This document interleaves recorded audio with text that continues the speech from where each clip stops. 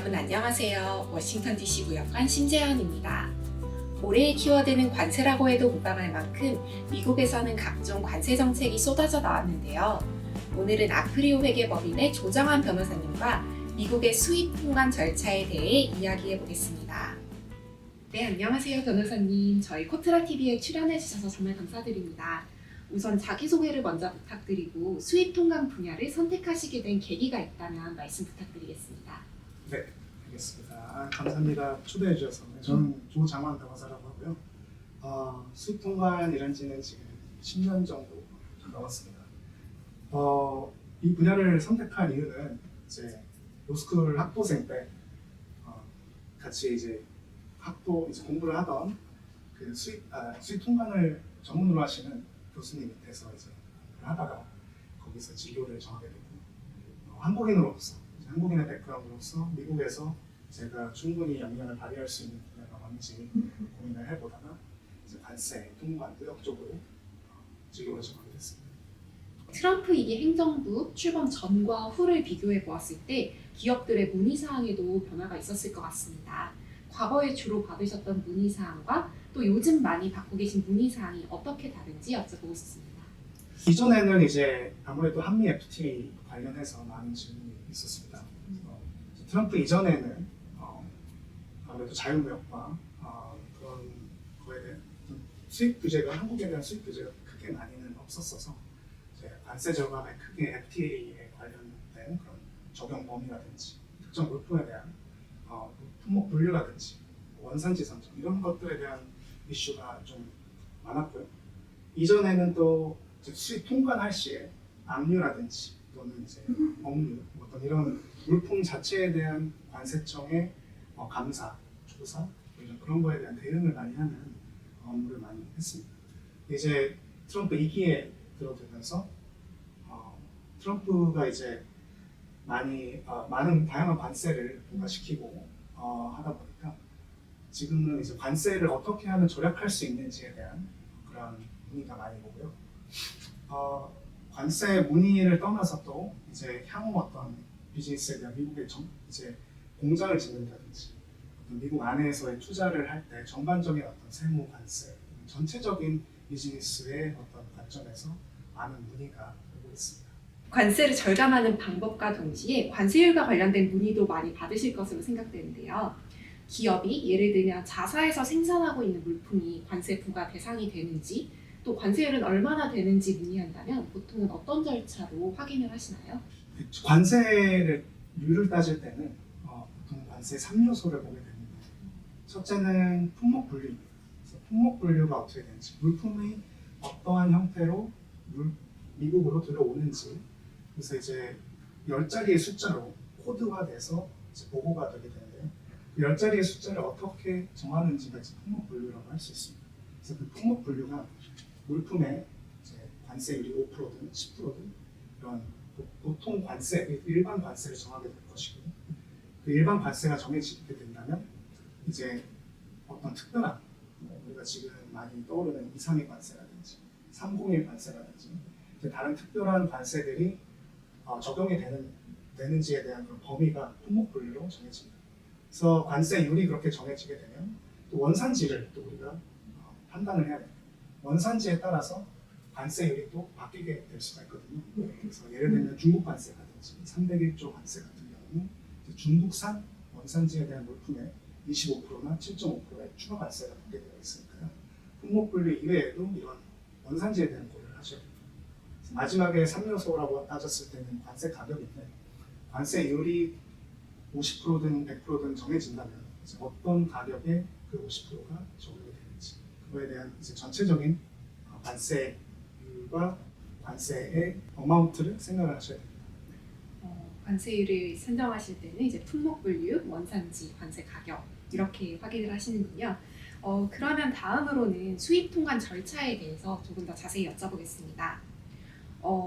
어떤 품목의 수입 통관이 가장 까다롭게 느껴지세요? 반덤핑이라든지 관세율이 높은 그런 원산지의 품목들은 어떻게 보면 조금 더 통관이 절차가 길어지고 또 요즘에는 다양한 관세들이 많아지기 때문에 그 관세율을 관세청에서 리뷰를 하는 또 과정이 좀 길어졌다고 볼 수 있습니다.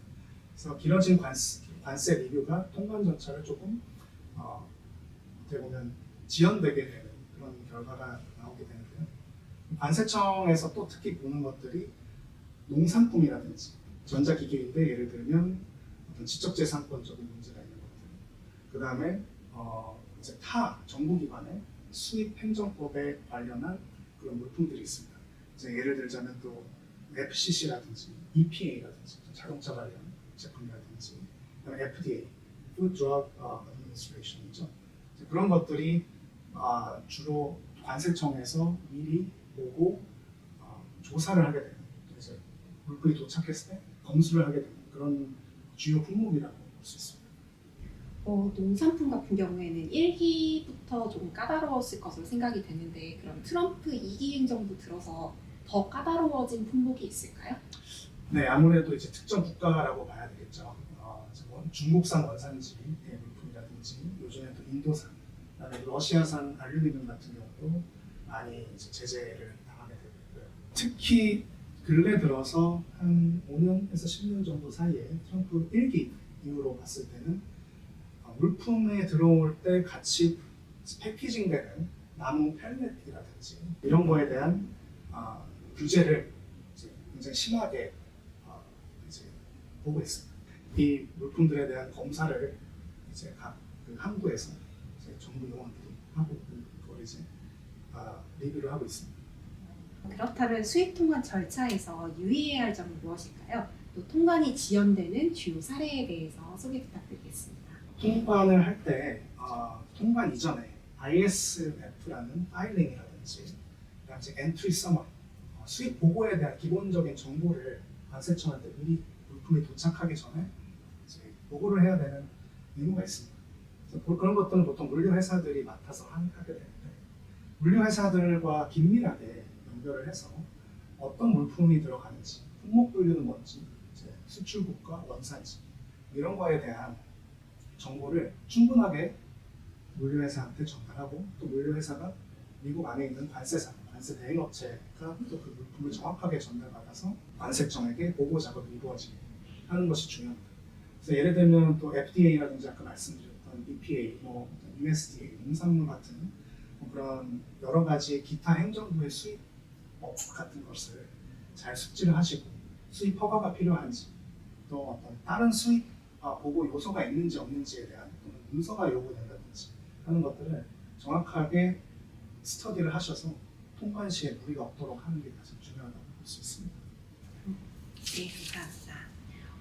그렇다면 변호사님께서 보시기에 향후에 수입 절차가 더 까다로워질 거라고 보시나요? 아니면 간소해질 거라고 예측이 되세요? 조금 더 까다로워질 것 같다고 생각이 듭니다. 우선은 정책적인 변화가 가장 크고 트럼프 2기의 행정명령들을 볼 때는 페널티라든지 어떤 법의 집행에 대한 강조를 많이 하고 있고 이런 전체적인 분위기의 변화가 통관 작업을 더 지연시킬 수 있다는 생각이 듭니다. 특히 이미 관세청의 어떤 항구에서의 어떤 검수라든지 그런 감사에 대한 빈도가 많이 높아져 있기 때문에 지연되거나 페널티를 받는다든지 그런 것들을 이미 일선에서 저는 많이 보고 있고요. 관세 아까 말씀드렸듯이 종류가 많아졌기 때문에 관세에 대한 그 어떤 검사를 하는 관세청에서 그런 프로세스가 이미 길어졌습니다. 그래서 어떤 물품의 어떤 원산지에 따라서 이전에는 그냥 일련적으로 10%면 10%, 5%면 5%로 봤던 것들이 이제는 10% 플러스 25% 플러스 7% 이런 식의 어떤 복잡한 관세 계산이 되기 때문에 보고 과정도 좀 힘들고 그걸 수정하는 작업도 있을 것이고 또 관세청에서 그걸 리뷰하는 작업도 많이 이루어질 것 같습니다. 어떻게 보면 여러 가지 관세청에서 집행하는 법들 중에서도 예를 들면 강제노동법이라든지 아까 말했듯이 타행정부의 기관의 수입 어떤 절차 같은 것들과 이제 규제 같은 것들을 이제 조금 더 분위기 전환에 의해서 면밀하게 볼 가능성이 굉장히 많습니다. 그래서 통관 절차가 예전처럼 쉽게 이루어지지는 않을 것 같습니다. 다음으로는 컴플라이언스와 관련된 질문 드리겠습니다. 기존의 무역 사기나 관세 회피 같은 것들은 이제 미 세관국경 보호국 CBP죠. 그래서 민사 사건으로 다뤄왔는데 최근에 들어서는 법무부에서 형사 사건으로 다루는 경우도 빈번하다고 들었습니다. 왜 이런 변화가 일어났다고 보세요? 네, 그런 것들은 아무래도 이제 제가 방금 말씀드렸듯이 관세 정책에 대한 분위기가 많이 바뀌었고 예전에는 조금 어떻게 보면 느슨했던 절차도 이제는 관세청에서 더 면밀하게 보고 페널티를 많이 물게 되는, 이제 부과하게 되는 그런 어떤 정책적인 분위기가 조성이 됐다고 볼 수 있고요. 관세청은 보통은 민사적으로 금전적인 페널티라든지 물품의 압류 이 정도 선에서 그치는 그런 법적인 어떤 행정적인 제재를 가했는데요. 이제는 어떤 사기라든지 고의적인 의도가 분명한 그런 사안에 대해서는 이제 Department of Justice라든지 어떤 그런 다른 행정 어떤 기관을 통해서 조금 형사적인 접근을 하고 있는 것으로 보입니다. 그래서 예전에는 그냥 행정적인 부분에서 끝났던 것들이 이제는 형사 사건으로 넘어가서 더 고액의 높은 페널티를 물거나 심한 어떤 형사적인 처벌까지도 가게 되는 그런 사례들이 현재는 보이고 있는 것 같습니다. 다시 말씀드리면 그냥 전체적인 어떤 분위기의 변화, 정책 이제 정부 기관 내에서의 그런 모멘텀의 변화가 있었다고 봐야 될 것 같습니다. 그러면 이제 CBP나 법무부에서는 무역 위반을 어떻게 규정하고 있는지, 또 위반의 정도와 종류에 따라서 처벌은 어떻게 다른지 여쭤보고 싶습니다. 처벌은 관세청에서는 품목 분류라든지 원산지라든지 어떤 그런 보고 과정에 오류가 있다고 하면 보통은 세 가지 기준으로 접근을 하게 됩니다. 그래서 첫 번째는 사기, 사기성이 있는 어떤 고의성이 굉장히 짙은 누가 봐도 그런 것들에 대해서는 100%의 페널티를 물게 됩니다. 물품 가격에. 그래서 또는 이제 아까 말씀드렸듯이 형사적으로 사건이 넘어갈 수도 있고요. 그 다음으로는 그로스 네글리전스라고 하는 고의성은 아니지만 조금 그것보다 약한 그런 페널티의 기준을 설정하고 있습니다. 관세 가격의 40%의 페널티라든지 또는 이제 내지 않은 관세, 미납한 관세에 대해서 그 관세의 4배 정도의 관세를 페널티로 부과를 하고 있습니다. 마지막으로는 그로스 네글리전스에서 조금 더 아래의 단계의 그 네글리전스로 판단이 되게 되면 20% 또는 2배의 미납 관세에 대한 페널티를 물게 되겠습니다. 이 두 개의 어떤 이제 관세청과 Department of Justice, DOJ의 어떤 관점은 사실은 똑같습니다. 똑같은 법령을 가지고 이제 페널티를 물고 그거에 대한 집행을 하고 또 소송을 하게 되는데요. 법적인 기소를 해야 된다면 관세청에서 케이스가 DOJ로 넘어가는 그런 절차가 되게 되겠습니다. 정부가 수입자를 상대로 고소를 하면 이제 DOJ 안에 있는 연방 검사가 케이스를 맡아서 페널티에 대한 이제 엔포스먼트를 하게 되는 것이죠. 관세 정책이 굉장히 복잡하고 관세율을 일반 기업이 이렇게 산정하기도 쉽지 않은 일인데 관세 정책에 대해 잘 몰라서 관세를 내지 않은 경우에도 페널티를 물게 되는지 궁금합니다. 네, 그런 경우도 사실 많은데요. 페널티의 이 조항을 보시면 미리게이션이라는 우리가 페널티를 완화할 수 있는 어떤 여러 가지 법적인 보호하는 테두리가 있습니다. 관세청이 그 집행하기 전까지 여러 가지 행정적인 절차를 필요로 하게 됩니다. 그래서 이걸 듀 프로세스라고 하는 어떤 법적인 관점입니다. 그래서 단순하게 수입업자가 실수를 했다고 바로 페널티를 무는 것이 아니라 대응을 할 수 있는 어떤 몇 단계의 그런 행정적인 절차를 요구함으로써 관세청에게 법은 이제 수입업자에게 미리게이션을 할 수 있는 그런 기회를 주는 것이죠. 그래서 대표적인 어떤 미리게이션 사례는 first time offense라든지 처음에 따라 나타나는 그런 것이라든지 아니면 이제 수입업자가 굉장히 작은 이제 세브리파라고 하는 스몰 비즈니스를 위한 법적인 어떤 미리게이션을 할 수 있는 완화 정책이 또 있습니다. 페널티 노티스라든지 감사 노티스를 받았다 하시더라도 침착하게 대응을 한 자기의 수입업자로서 가진 권리가 무엇인지를 확인해서 그것을 충분하게 이용하셔서 대응하시는 것이 바람직합니다. 네, 자세한 설명 감사드립니다. 그러면 변호사님께서 성공적으로 해결하셨던 무역 위반 사례에 대해 소개 부탁드리겠습니다. 네, 무역 위반 사례는 이제 제가 사실은 코트라랑 같이 한 케이스가 있는데요. 이제 수입업자가 물품을 이제 들어왔는데 이제 전자기기였습니다. 스마트폰이라든지 스마트 태블릿 이런 것들을 들여왔는데 이제 거기 안에 블루투스 기능이 이제 포함이 되어 있는 탑재되어 있는 그런 물품들이 있습니다. 근데 관세청에서는 아까도 제가 잠깐 말씀드렸지만 어떤 지적재산권이 연계된 그런 물품들에 대해서는 이제 통관에 대한 어떤 검사를 많이 좀 더 높은 수준으로 하게 되어 있습니다. 그래서 이 통관을 하다가 블루투스를 같이 탑재하고 있었지만 블루투스의 그 회사와 거기에 이제 라이센스가 만료가 되어 있는 상태에서 수입을 통관을 진행을 했는데 만료된 블루투스를 이제 관세청에서는 그 리스트를 가지고 있습니다. 블루투스가 라이센스가 있는지 없는지 수입업자가 그 리스트를 가지고 있는데 리스트에 없는 회사가 등록되지 않은 회사가 결국 수입을 하게 돼서 조사에 나선 것이죠. 그래서 대략 30억 원 이상의 가치의 물품들이 결국에는 압류를 당했습니다. 행정적으로 절차를 통해서 대응을 할 수 있었는데 그 시간이 너무 늦어버려서 물류회사와 관세사 간의 어떤 수입업자까지 커뮤니케이션이 있는 바람에 압류까지 되버린 상황이었습니다. 그래서 그 케이스를 저희가 맡아서 관세청의 페널티 부서와 연결을 해서 저희가 조금 늦었지만 우리가 늦었지만 대응을 할 수 있는 기회를 달라 해서 이제 서면으로 저희가 왜 이런 상황이 일어났는지 설명을 하고 그다음에 또 다르게는 블루투스의 회사 기업과 직접 연결을 해서 저희가 만료된 라이센스를 다시 리뉴얼하고 그 담당자에게 이제 이것은 고의적이 아니라 우리가 단순히 만료된 것인데 인지하지 못했다라는 어떤 서류를 받아서 같이 동봉해서 보내서 압류된 물품들을 빼낸 그런 작업을 했었습니다.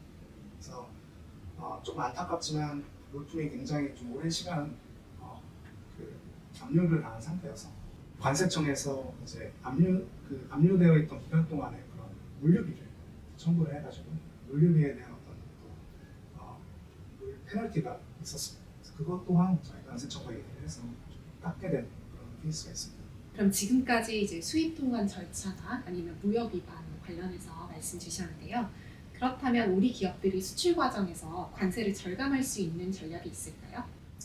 네, 수출 과정에서 미국 안으로 수입하는 과정에서 모두들 궁금해하시겠지만 어떻게 관세를 우리가 줄일 수 있느냐 했을 때는 결국에는 아까 말씀드린 관세 3요소를 봐야 돼요. 그래서 항상 품목 분류가 정확하게 되어 있는지 특히 예전에는 이제 익스클루전이라고 해서 특정 물품에 대해서는 관세를 면제해주는 그런 제도들이 각 관세별마다 있었는데 지금 현재 트럼프 정부는 그 면세 과정들을 다 폐기를 시켰고요. 그래서 스탑이 된 상태에서 오히려 자기들이 리스트를 만들어서 품목 분류별로 면세를 해주는 그런 어떤 정책으로 바뀌어 있습니다. 그래서 품목 분류를 정확하게 하는 것이 중요하시고요. 그리고 그거에 따른 품목 분류별로 관세율이 달라지는 경우가 생기기 때문에 어떤 때는 완제품을 가지고 오는 것보다는 반제품이라든지 물품을 세분화시켜서 가져와서 여기서 이제 제조 과정, 어떻게 보면 어셈블리를 통해서 전체적인 관세율을 낮추는 그런 품목 분류식 접근 방법도 굉장히 요새 많이들 고려를 하시고 계시고요. 두 번째로는 원산지죠. 아무래도 원산지를 당장에 하루아침에 중국에서 예를 들면 한국산으로 바꾸는 것은 좀 어렵습니다. 하지만 롱텀 플랜으로 봤을 때는 자식기가 가지고 있는 어떤 서플라이 체인에 대한 어떤 레질런스, 다양한 그런 다양성을 유지하고 확대해 나가는 것이 좀 중요하다고 봅니다. 그래서 물품의 어떤 수입과 제조 과정을 좀 보시고 우리가 어떻게 하면 원산지를 바꿀 수 있는지, 어떤 공장, 어떤 로케이션을 더 써서 우리가 서플라이 체인을 좀 더 유연하게 만들지에 대한 어떤 고려들을 또 하시는 경우가 있고요. 세 번째로는 이제 관세 가격입니다. 지금 현재 관세 가격법에 따르면 여러 가지 관세 가격을 낮추는 어떻게 보면 방법들이 조금 있는데요. 요즘에는 한국 기업들이 가장 관심 있어 하는 부분은 최초 거래 가격이라는 first sale 룰이라는 어떤 제도를 통해서 관세 가격을 낮추고 있습니다. 그래서 어떤 것이냐고 하면은 예를 들면 중국에 있는 공장에서 100불로 물품을 사서 한국에 있는 모 회사가 다시 그것을 120불에 미국에 있는 자회사에게 판다. 그래서 이제 20불의 마진을 남기는 그런 구조에서 관세 가격을 120불이 아니라 최초 거래 가격, 그러니까 100불로 관세 가격을 측정해서 관세율을 매기고 관세를 내는 그런 제도. 이런 다중 어떤 거래 구조 과정이 있으면 관세청과 펄세이브를 진행해 보는 것이 세이빙을 할 수 있는 가장 요즘 핫한 방법입니다. 마지막으로 변호사님의 역할을 한 단어로 비유하신다면 어떤 단어가 떠오르세요? 저의 역할은 아무래도 길잡이인 것 같고요. 미국으로 수입을 하시는 기업들이 저에게 이제 조언을 구하고, 특히나 요즘에는 복잡한 관세법에 대해서 어떻게 적용이 되는지에 대한 궁금함, 그다음에 이제 관세를 얼마나 완화해서 낼 수 있는지, 그런 것들에 대한 도움을 제가 드리고 있는데, 어떻게 보면 저도 법을 공부하면서 기업들에게 어떤 길잡이 역할을 해서 이런 어떤 비즈니스에 대한 방향성을 제시할 수 있는 그런 역할을 하고 있다고 저는 보고 있습니다. 그래서 길잡이라고 생각합니다. 네, 오늘 제가 준비한 질문은 여기까지입니다. 길잡이 조장환 변호사님, 오늘 유익하고 흥미로운 이야기 들려주셔서 정말 감사합니다. 감사합니다.